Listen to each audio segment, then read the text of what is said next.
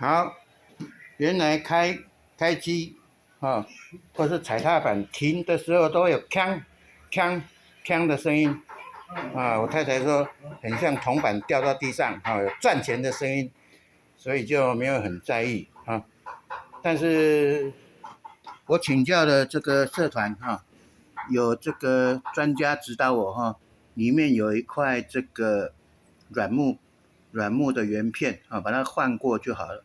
那不过这个规格呢，好像不是很容易找，所以呢，我就把那个软木的话是在一个铁片上面哈，我就把它垫高。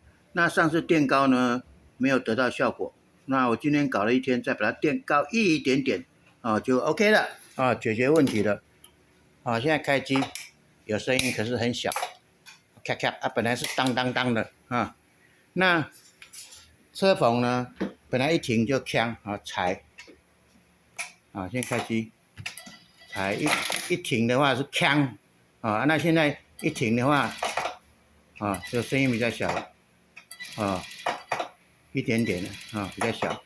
那如果垫得过高哦，那个软木哈太出来的话呢，会卡住啊，就不能缝了啊，所以那个厚度要刚刚好啊。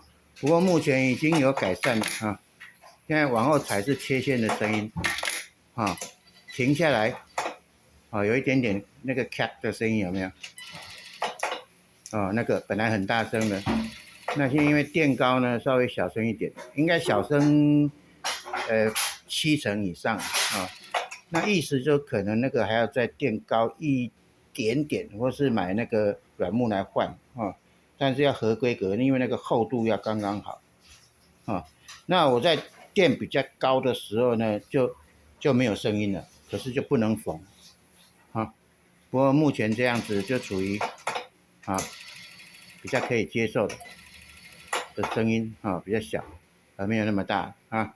那再买那个合规格的软木哈，应该就可以改善这个问题啊，因为这个是非常非常好的这个机器哈，兄弟牌的737413哈，那很多功能我都摸得很熟了啊。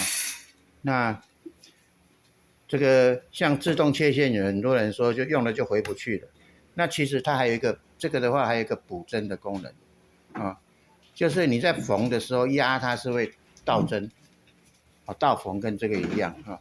但是如果停下来你压的话，它变成往前补一针，往前补一针啊，就不用再去转手轮了啊，就非常方便啊。所以这种有补针的机器用了也是一样，回不去了啊。